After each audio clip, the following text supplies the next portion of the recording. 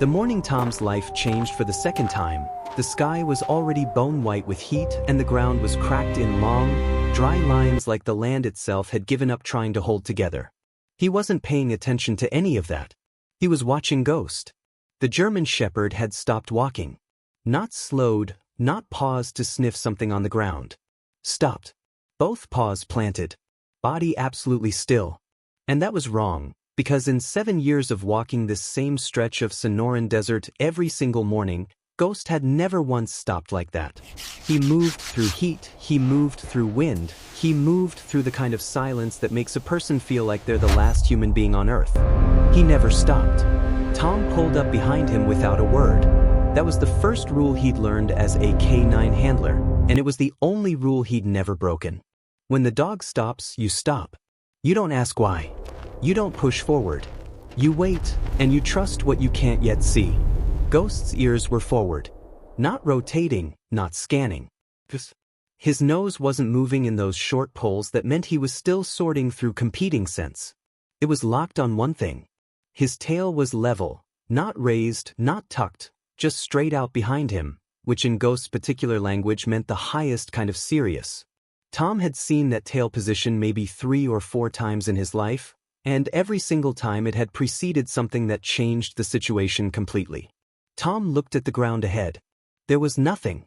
Flat, sun-hardened sand, a few scattered rocks, patches of dry brush that hadn't seen meaningful rain in months. He'd walked this exact line hundreds of times. His boots knew every dip and rise in the surface. Nothing about it looked different. He took one careful step to the left, just to change his angle.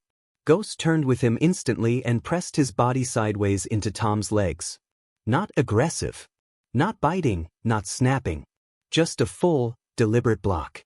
100 pounds of dog that had absolutely no interest in letting Tom move forward. Tom went still again. He crouched slowly, keeping his weight back on his heels, and studied the ground between his boots and the spot Ghost was staring at. He pulled off his glove and pressed his bare palm flat against the sand. He felt nothing at first. Then he moved his hands 6 inches forward and felt the temperature change. A slight pocket of cool that wasn't caused by shade, because there was no shade within 50 feet of them. He pushed his fingers down gently, a centimeter at a time, clearing the loose surface. His middle finger hit something flat and solid at about 2 inches depth. Tom pulled his hand back and looked at Ghost. The dog hadn't moved. He started clearing the sand with the side of his hand, working from the outside edges inward, which was the only safe way to approach something you couldn't identify under the surface. He moved slowly, deliberately, and after about 40 seconds, he had exposed enough of it to know exactly what he was looking at. A pressure plate. Clean metal edges, no oxidation. This had not been in the ground long. A week at most, possibly less. It was a simple mechanism. Weight applied to the surface plate would complete a circuit, and whatever it was connected to was still buried beneath it, out of sight, deeper in the ground. Tom had seen enough of these in enough bad places to know that the size of the plate told him something about the size of what it was attached to. This plate was not small. He sat back and did not move for almost 30 seconds. His mind worked through the same sequence it always did in moments like this. Not panic, not urgency, just processing. Who put something like this here? This was open desert. There were no roads within 2 miles, no structures visible in any direction, no reason for anyone to move through this specific stretch of ground unless they were on foot and they knew the terrain. The device wasn't placed randomly. It was placed precisely on the most natural walking line between 2 low ridges. Anyone who had watched this area for even a short time would know that a person moving east from the lower ground would funnel naturally through exactly this point. Someone had been watching this area. Tom looked east. Nothing. He looked north. Nothing. He looked at Ghost, and Ghost was no longer looking at the plate. He had turned northeast, nose up, working a scent in the air that Tom would never be able to detect with human senses. And then the dog did something Tom had seen only twice before in 7 years. He looked back over his shoulder directly at Tom, held eye contact for 2 full seconds, and then turned and started walking northeast at a trot. Not wandering. Not following a random smell. Moving with a destination. Tom stood, gave the buried plate a wide berth, and followed. Ghost moved through the desert at a pace that was businesslike but not frantic. He checked back on Tom every 100 yards or so, a quick glance to confirm he was still being followed, and then continued.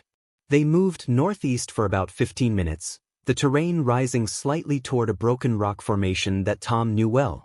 He'd sat on those rocks dozens of times with a bottle of water and watched the horizon. There was nothing out there.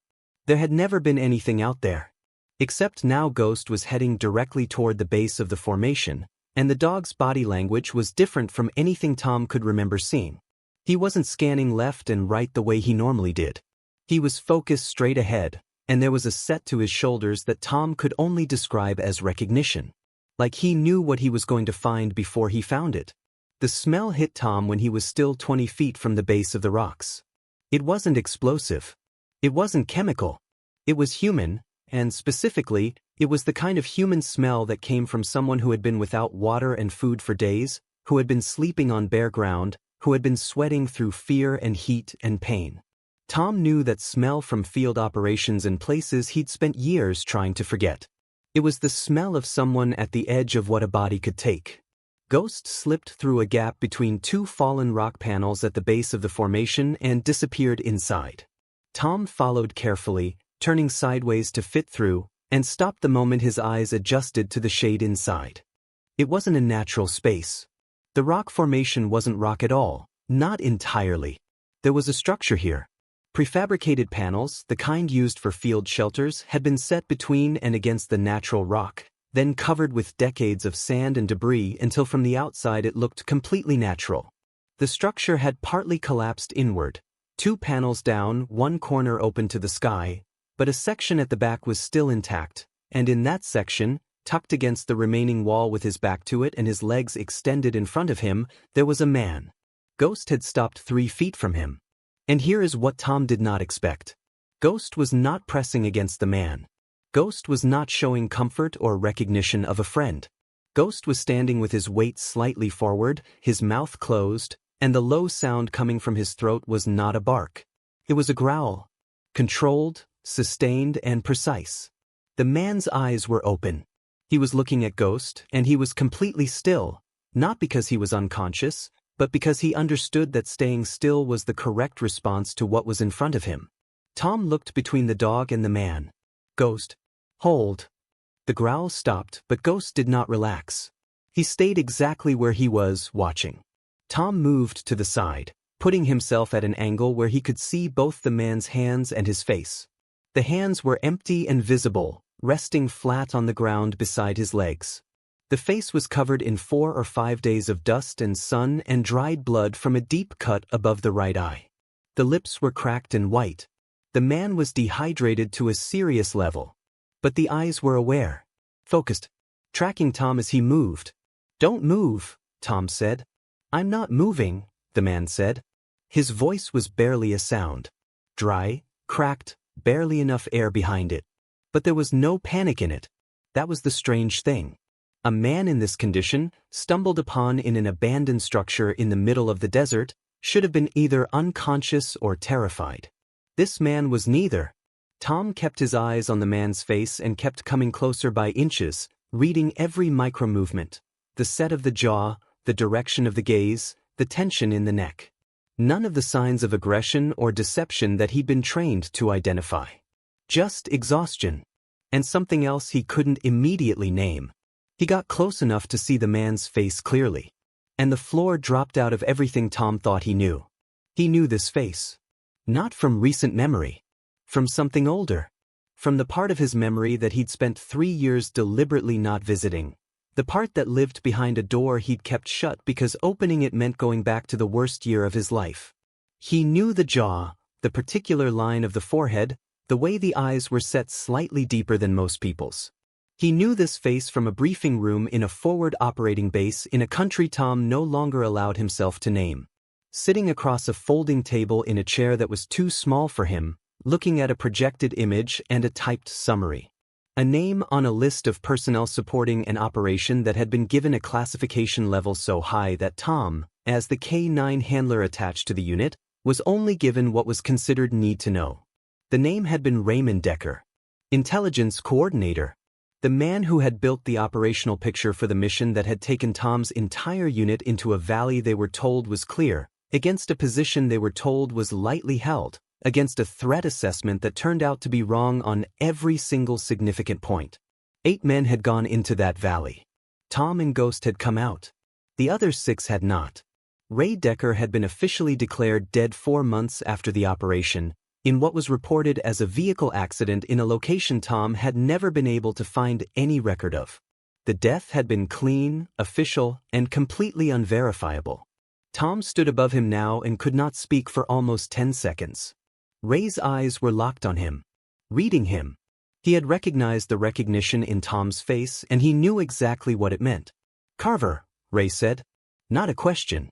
He knew the name. Tom's jaw tightened. "You know who I am. I knew you were out here. I didn't know I'd end up here." He paused to breathe. "I wasn't aiming for your land. How long have you been in this structure?" 3 days. Maybe 4. I stopped counting." Tom looked at the water bottle in his pack and made a decision he didn't entirely want to make. He crouched down and held it out. Not out of forgiveness. Not out of anything he could name cleanly. Just because letting a man die of dehydration 3 feet in front of him was not something he was capable of, regardless of who the man was or what he had done. Ray drank slowly, which told Tom his body still had enough sense to know not to rush it. Ghost had not moved. The growl was gone, but the alertness hadn't changed. The dog was watching Ray with the same fixed attention he used when monitoring a restrained subject during a search, not hostile, but not relaxed. Tom noticed that, and it told him something important. Ghost had been deployed with Tom's unit for the operation. The dog had been in those briefings. He had been in the same room as Ray Decker multiple times. He remembered. Dogs have associative memories that are tied directly to scent, and scent doesn't lie and doesn't change the way a face does with age or injury. Whatever Ghost associated with Ray Decker's scent, it was not trust. "Tell me why you're in my desert," Tom said. Ray leaned his head back against the wall and closed his eyes for a moment. When he opened them again, he looked tired in a way that went deeper than 3 days without food. "Because I ran out of places to go," he said. "I've been running for about 2 months. This was the last direction I had that wasn't covered." Covered by who? The same people who called that operation. The ones who gave me the intelligence I passed on to your unit. He paused. The intelligence that I should have flagged as unverified.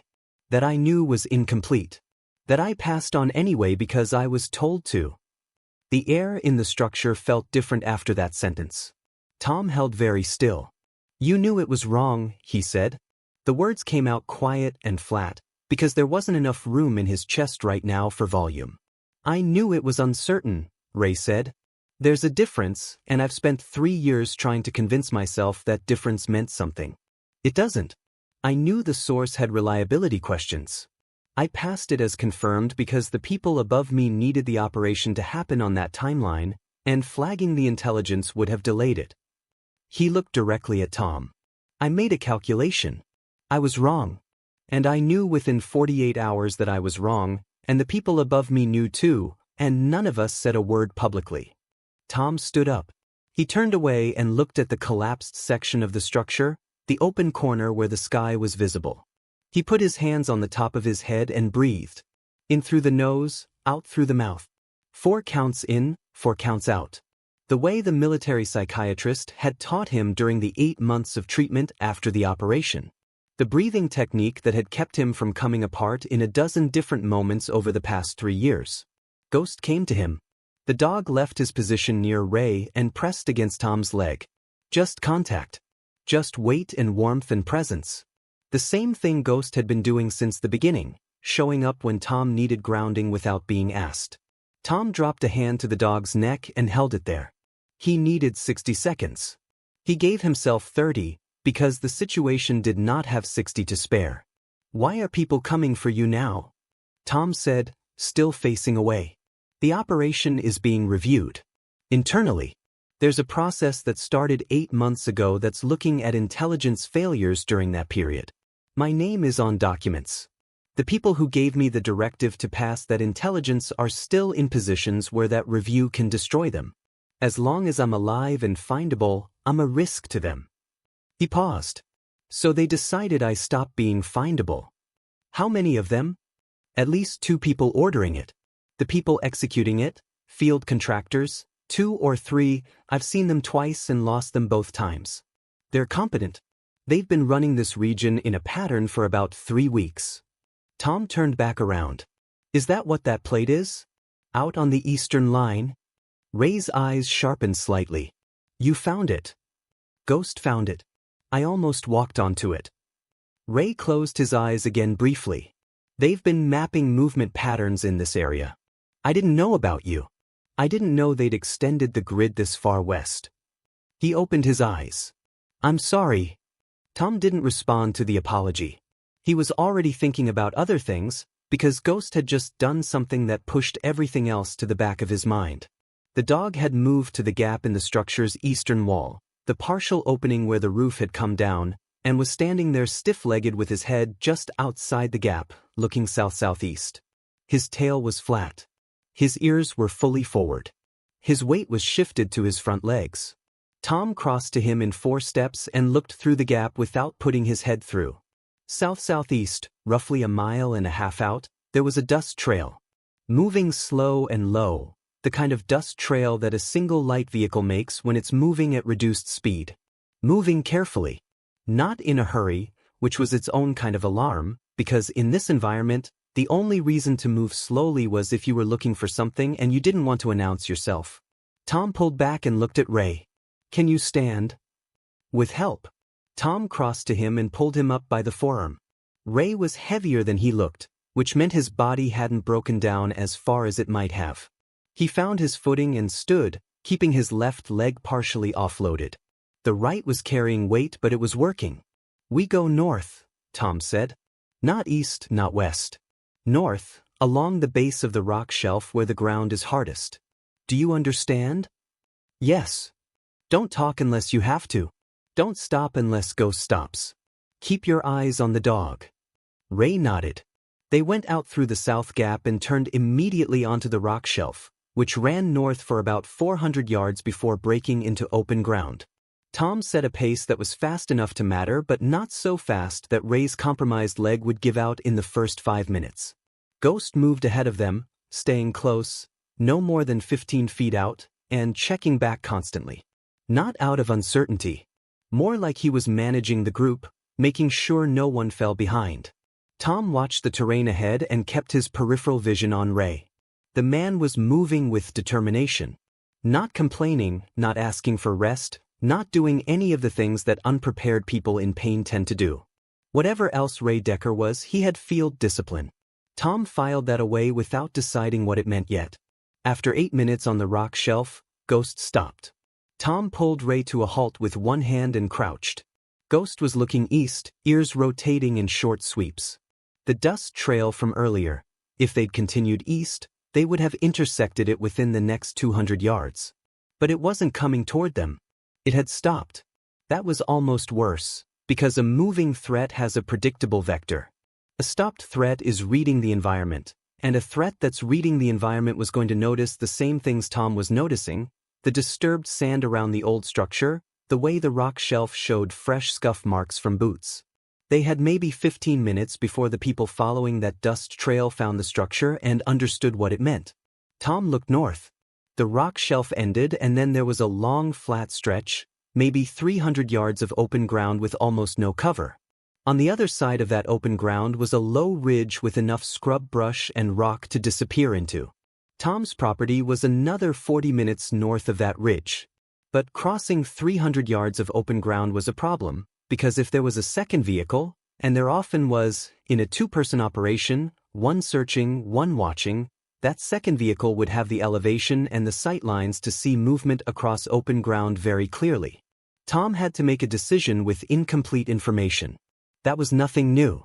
He'd been making decisions with incomplete information his entire adult life. We go straight across the flat, he told Ray. Don't run. Walking is harder to spot from distance than running because it disrupts the visual horizon less. Keep your stride even. Ray looked at the open ground. If there's someone elevated east. I know, Tom said. We go anyway. There was a pause. Then Ray said, "All right." They stepped off the rock shelf and started across. Tom kept his eyes moving. Left, right, the ground immediately ahead, the far tree line. Ghost moved slightly ahead and slightly to the right, which was his instinctive position when crossing exposed ground with someone he was protecting. The dog didn't like this either. Tom could see it in the tight, slightly low set of his body, but he moved because Tom moved, and that was the relationship. They were halfway across when Ghost stopped again. Tom stopped, touched Ray's arm. Both of them froze. Ghost was looking east and slightly north. His head was tilted slightly, which meant sound, not scent. Something he was hearing before Tom could. Tom turned his head slowly and looked east. At first nothing. Then, near the top of a low rise about 700 yards out, a shape that wasn't rock. Squared off. A vehicle, stationary, parked in a depression just below the ridgeline so it was mostly hidden from ground level. Almost invisible. But Ghost had heard its engine. Or heard the creak of a door. Or heard something Tom would never hear with human ears. There was someone in that vehicle. And from their position, they had a view across the flat that included exactly where Tom, Ray, and Ghost were standing right now. Tom's first instinct was to move immediately. His training overrode it. Moving fast across open ground after being spotted made you easier to follow and harder to reason with. Standing completely still for 3 to 5 seconds first, long enough to determine whether the spotter had actually acquired you, was counterintuitive, but it was right. He stood still. For seconds. The vehicle didn't move. No door opened. No one emerged from behind it. Tom exhaled slowly. Either they hadn't been spotted, or whoever was in that vehicle was patient enough not to react immediately. "Move," he said quietly to Ray. "Same pace. Don't look east." They covered the remaining distance to the far ridge in what felt like 3 times as long as it actually took. Tom did not look east again until they were behind the first solid rise of rock on the ridge's near side. Then he looked back. The vehicle was still stationary. He pulled Ray behind the rock and watched for 30 more seconds. Nothing moved. Ghost was already threading through the scrub brush toward the north side of the ridge. Tom grabbed Ray's arm and they followed the dog, moving between and behind rocks, staying below the ridgeline. The brush grabbed at their clothing. The heat coming off the rock walls was significant. Ray was breathing harder now, controlled but harder. His leg was slowing him more than before. "We need to stop for a minute," Tom said. Not asking. Telling. They crouched behind a large flat boulder. Tom put his hand on Ray's knee and felt the swelling through the fabric. It had gotten worse. He pulled the last of the water from his pack and handed it over. "When we get moving again," Tom said quietly, "I'm going to need you to push through the leg for about 30 minutes. After that, we're at my place and I can deal with it properly. Can you give me 30 minutes? Ray drank and handed the bottle back. "Yes." Tom looked at Ghost. The dog was sitting now, ears relaxed, watching both of them. That told Tom the immediate threat had not followed them over the ridge. The vehicle to the east was still stationary, or moving in a different direction. For now, they had breathing room. But breathing room wasn't the same as safety, and Tom knew that the people running this search were going to find what they'd left behind: the structure, the disturbed sand, the tracks on the rock shelf, and they were going to tighten the search area. The question was how much time that would take, and whether Tom could put enough distance between them and this ridge before that happened. He looked at the sky. The sun was past its highest point. Late afternoon was coming, and with it a temperature drop that would actually reduce the heat risk but would also reduce visibility. 2 hours of real walking light left. He thought about Ray Decker and what Ray had told him. He thought about the valley, and the 6 men who hadn't come back, and the 3 years Tom had spent in this desert trying to figure out how to carry that weight without it breaking him in half. He thought about how he'd believed for 3 years that it was simply a bad call, a cascade of mistakes, the kind of thing that happened in chaotic environments where information was always incomplete. He'd built his survival on that belief. It had been wrong. It hadn't been just mistakes. It had been decisions. Made by specific people. For specific reasons. And those people were now trying to bury the only man still alive who could say so. He thought about what he was choosing to do by helping Ray Decker. Whether it was justice or something more complicated. He didn't have an answer. He decided he didn't need one right now. Okay, he said and stood up. Let's move. Ghost stood and turned north without being told. The next 30 minutes were hard. The terrain on the north side of the ridge was broken and uneven, all rocks and dried creek beds and the occasional dense stand of desert brush that had to be pushed through. Ray moved without complaint, but Tom could see what it was costing him in the set of his face and the way his breathing changed every time the bad leg hit uneven ground. Tom stayed close on his left side, close enough to catch him if he went down, and Ghost stayed close on his right. They were 20 minutes from Tom's property when Ghost stopped for the 5th time that day. This time was different from all the others. The dog dropped his nose to the ground and moved in a tight circle, then raised his head and looked directly north. Then he turned and looked at Tom. Then he turned north again. Tom crouched and looked at the ground. Boot prints. Clear in a patch of soft sand. 2 sets, both heading north. Recent, within the last hour, based on how well-defined the edges were. No wind had touched them yet. Someone was ahead of them. Tom stood and processed this quietly. The vehicle to the east had been one position. The plate on the eastern walking line had been a second. And now prints heading north, toward his property. 3-point coverage. These people had planned this well. They weren't just searching, they had built a containment grid, and Tom had been walking straight into the center of it. He turned to Ray. There are people ahead of us. Ray's jaw tightened. How far? Less than a mile. Maybe less. Tom looked at Ghost. The dog was watching him with complete attention. They may already be at my property. Ray said nothing for a moment. Then, what do you want to do? Tom thought about it. Going back south meant the search team that was expanding from the structure. Going east meant the vehicle on the ridge. Going west meant open desert with no cover and no destination. Going north meant walking toward people who were almost certainly armed and had no intention of leaving witnesses. We don't go straight north, Tom said. We angle northwest. There's a dry creek bed that runs along the western boundary of my property. It goes under the fence line. If we come in from the creek bed, we come from a direction they're not watching, because the creek bed looks impassable from a distance. Is it passable? Mostly. There's one section where you'll need to crawl about 8 feet on your hands and knees. Ray looked at his leg, then looked at Tom. I'll manage. They turned northwest. Ghost led them without hesitation, moving along lines of rock and brush that kept them invisible from most angles. Tom had never walked this exact route before, but he understood the terrain well enough to make it work.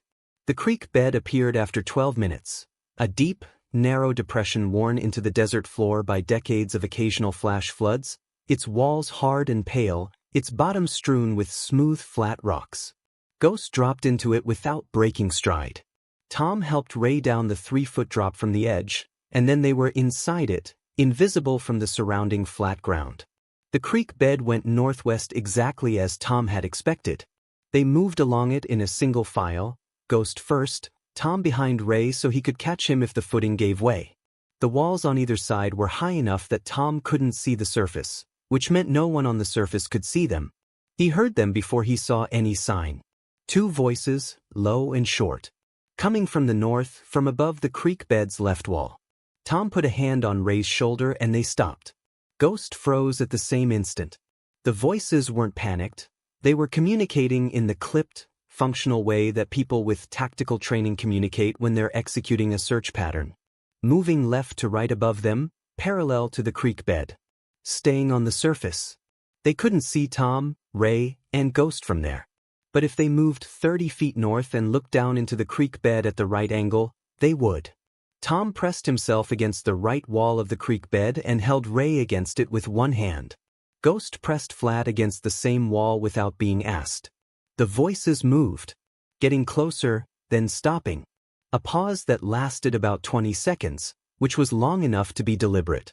Someone checking something, looking at something. Then the voices moved again, continuing east. Tom waited a full minute after the voices faded before he moved. They continued northwest. The crawl section Tom had warned about came up at the 40-meter mark. The creek bed narrowed to about 18 inches and dropped, and the only way through was flat on the ground. Tom went first, then Ray, who dragged his right leg behind him and made no sound doing it. Then Ghost, who moved through without any visible concern for the indignity of it. On the other side of the crawl, the creek bed widened again and turned north. Tom recognized the rock formation on his right. He was 40 feet from the southeast corner of his property. He climbed up out of the creek bed, helped Ray up, and stayed low as he moved to the corner of the building. He looked through the gap between the building and the water tank. The front of the property was empty. The truck was where he'd left it, back section, covered with a canvas tarp. No vehicles on the approach road.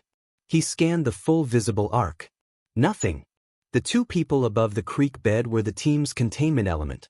They'd been covering the exit routes, expecting Tom, or whoever they were looking for, to approach from the south or east. The northwest angle, through an apparently impassable creek bed, hadn't been part of their grid. Tom put Ray against the wall of the building, got him seated, and then quickly went inside to get the keys to the truck, the first aid kit, and a second water bottle. He came back out in under a minute. Ghost had not moved from Ray's side. Tom wrapped the knee quickly, not neatly but effectively, and then looked Ray in the eyes. "We drive west. We don't stop for the first hour. If a vehicle follows us, we don't pull over, we go until we hit the first populated town. Understand?" "Yes." Ray took the water. "Once we're in a town, you contact whoever you need to contact. I don't know anything about the review process or the channels. That's your side of this. My job is to get you there." "Carver." Ray's voice was different now. Something stripped down in it. "I know what I cost you. I know what I took. I don't expect you to forgive that. I don't think there's a version of this where that's even fair to ask." Tom looked at him for a long moment. He thought about what to say and then decided honesty was the only currency worth spending. "I'm not doing this for you," he said. "I'm doing it because those 6 men should have the truth said out loud about what happened to them. And right now, you're the only one who can say it." He paused. "That's the only reason." Ray held his gaze and nodded once. Tom started the truck. Ghost jumped into the back, turned in a circle and settled, watching out the rear window. Tom pulled out of the property without turning on the lights and took the western track before joining the main road. Nobody followed them. They drove in silence for the first 20 minutes. Tom kept checking his mirrors and found nothing worth worrying about. Ghost remained alert in the back for the first 30 minutes and then, slowly, began to settle. By the 40-minute mark, the dog's head had gone down onto his paws, and though his eyes stayed half open, his breathing slowed. It was the closest Ghost came to saying that the immediate danger was done. Tom watched the road and felt the desert opening up around them, miles and miles of flat, dry, impossible land that didn't care about any of it. Didn't care about operations or intelligence failures or men who had made calculations that killed other men. The desert didn't have a position. It just sat there, unchanged, offering nothing except the stark fact of what things were. Ray spoke after about an hour. "Why do you live out here? In the desert?" Tom didn't answer immediately. He thought about it the way he always tried to think about honest questions. "Because out here, there's no noise," he said. "After all of it, the operation, the investigation, the year of debriefs, all I wanted was somewhere with no noise." "Did it help?" "Some." Tom glanced in the mirror at Ghost. The dog was watching him. Ghost helped more. Ray was quiet for a moment. "He's been with you the whole time?" They were going to retire him after the operation. He had too much stress history in the assessment. "I filed for civilian transfer and they approved it." Tom paused. "I don't think he would have survived being retired somewhere else. He would have kept working the pattern even with no one to work with. Some dogs are like that." Ray looked out his window at the desert passing. "Some people are like that too." Tom didn't respond to that, but he thought about it for a long time after. They reached a town 90 minutes after leaving the property. A real town, a gas station, a motel, a diner with cars parked outside and people visible through the windows. Tom pulled into the motel parking lot and stopped the engine. He could hear the distant sound of voices from the diner. Normal voices. Ordinary conversation. It felt strange after the day they'd had. He got Ray inside in a room that faced the parking lot, and left him with the prepaid phone he kept in the truck for emergencies. Ray already knew the name he needed to contact, had kept it in his head for months, the name of the attorney handling the review process, who worked out of a firm in a city Tom didn't need to know the name of. Standing in the doorway before he left, Tom turned back once. Ray was already sitting on the edge of the bed, the phone in his hand, looking at the floor.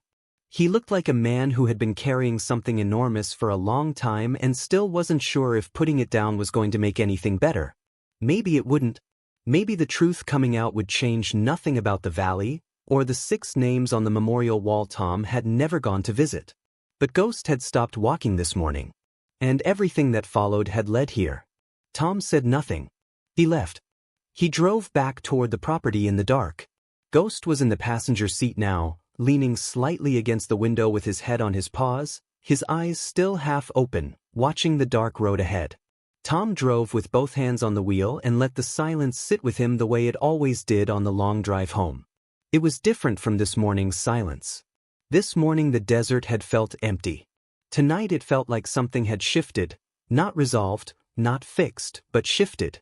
Like the weight of something had redistributed itself into a slightly more honest configuration. He thought about the 6 men.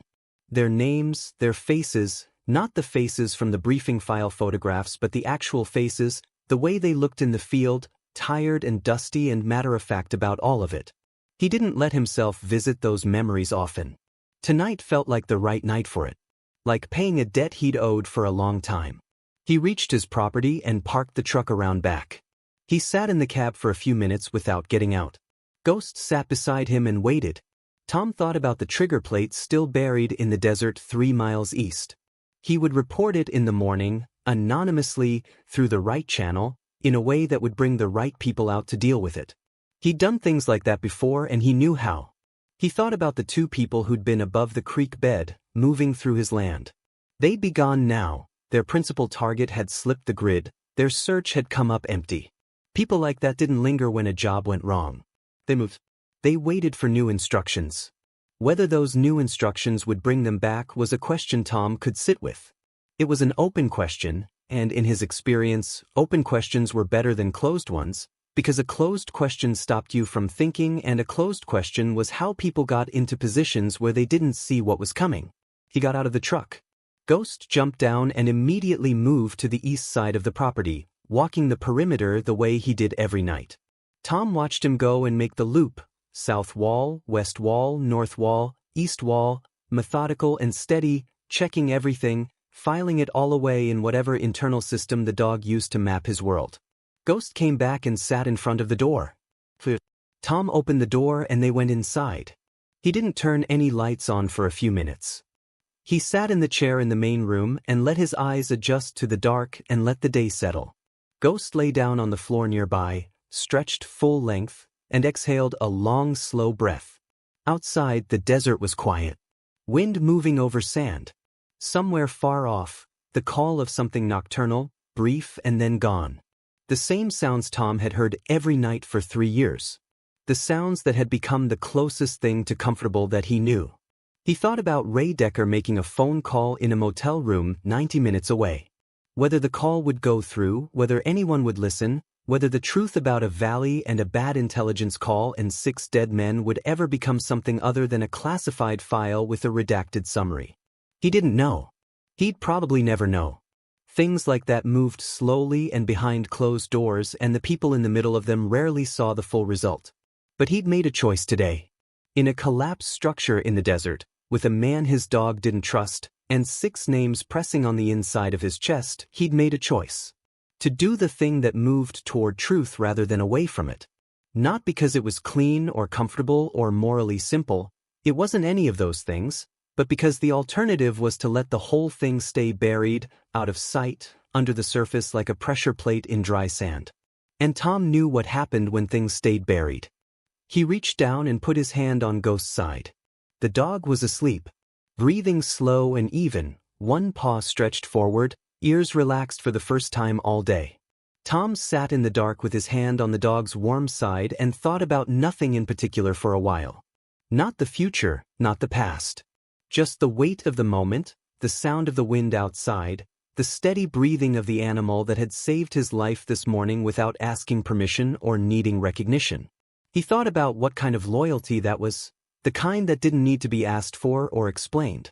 The kind that just showed up and held its position and waited for you to catch up. He didn't know if Ray would be safe. He didn't know if the truth would reach daylight. He didn't know if the two people who'd walked through his land would come back with different plans and better information. What he knew was that Ghost had stopped walking this morning at exactly the right moment. And that had made every difference. Tomorrow they would walk the same route. They would go east, into the same desert, through the same heat, over the same ground that didn't give anything away. Ghost would work ahead of him the way he always did. And if the dog stopped again, Tom would stop too. That was how they'd made it this far. That was how they'd keep going.